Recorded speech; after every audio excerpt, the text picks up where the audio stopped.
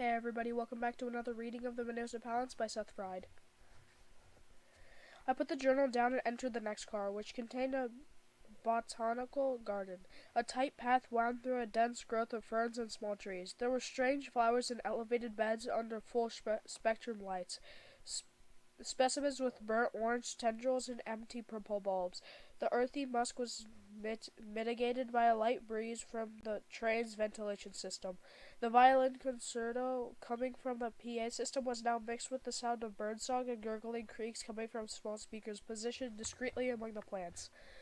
I also noticed several ultra-high-definition televisions, many of them barely visible behind the board, overlapping leaves of exotic trees or the tangle of flowering vines. Their screens showed time-lapse videos of flowers blooming, slowed-down footage of birds in flight, herds of wild horses running through fields at sunset. "Say what you want about Kirkland," Owen whispered in my ear as I moved up to the car. "But he sure knows how to hide a lover underground." He wasn't wrong, but it wasn't until his use of the word lover that I thought to wonder why I hadn't seen any evidence of a man's presence under the train. Not so much as a discarded dress sock. There had been only one place setting on the dining room table. The two had looked inseparable, and the pages of the Marigold and Laurie's play had ended on an overtly conventional note. Yet by all appearances, Kirkland never visited her here.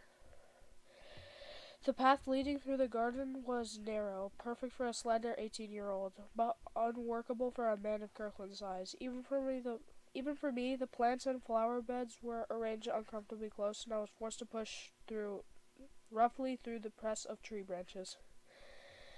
At the end of the car was a clearing where three iron steps led up to a wooden deck with a bolted-down rattan cause lounge and matching side table.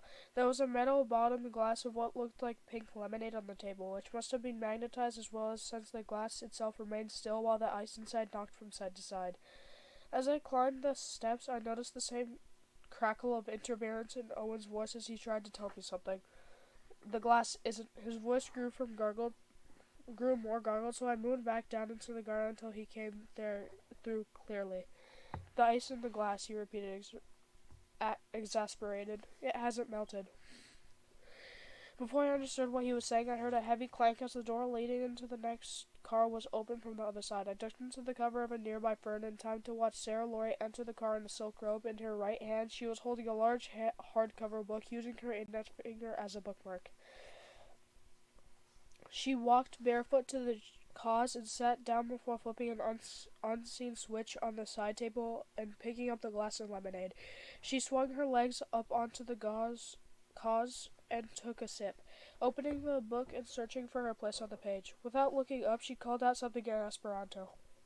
"She asked you what you're doing over there," Owen said. I didn't move or say a word, and eventually she looked up from her book impatiently. "For your information," Owen said, "I made your suit black from what we saw in that journal. There's no way she's walking out of here with someone from Suitland." I took a deep breath and stepped out from the fern. "Mr. Kirkland sent me," I said. She squinted at me and closed her book, then said something else in Esperanto.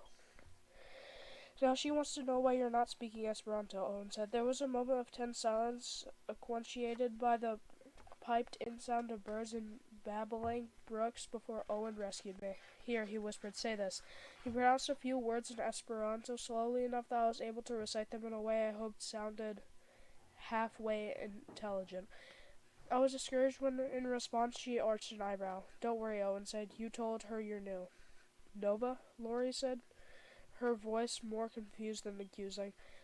Owen whispered another string of Esperanto in my ear, and at his mercy I repeated it.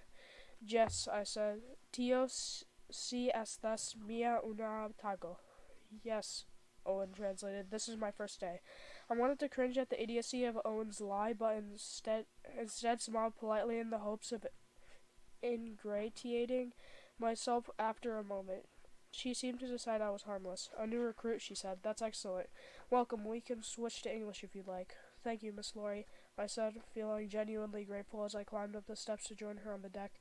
She seemed quite taken back by the mention of her own last name, but recovered quickly. Your pronunciation needs some work, but otherwise you seem to be reasonably well along.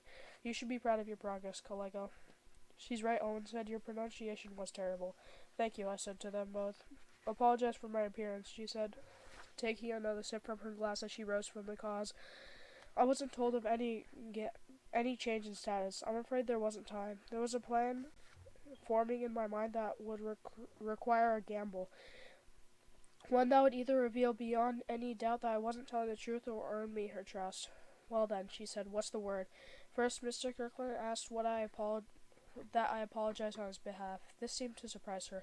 What for? What for? Her eyes were even larger than they were in photographs. It took all my courage to meet her gaze and deliver my running leap of a lie. He says he's sorry he hasn't visited you down here. She smiled and laughed softly. Of course he hasn't, she said. He's very busy. Her words almost sounded like a reproach, and so I was caught off guard when she leaned in and kissed me on the cheek. Thank you, she said, for the message. You could tell him that I miss him and I'm proud of him. Nice work, Owen said. Now let's reel her in.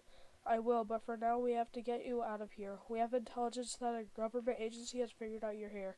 I might have expected this news to elicit some measure of panic, but she only pursed her lips and turned to place the glass on the side of the table, keeping her hand on it as she thought the situation over. Which one? There's no way to know for sure who figured it out, I said, but we have reason to believe it was one of those damn know-it-alls at the United States Municipal Survey.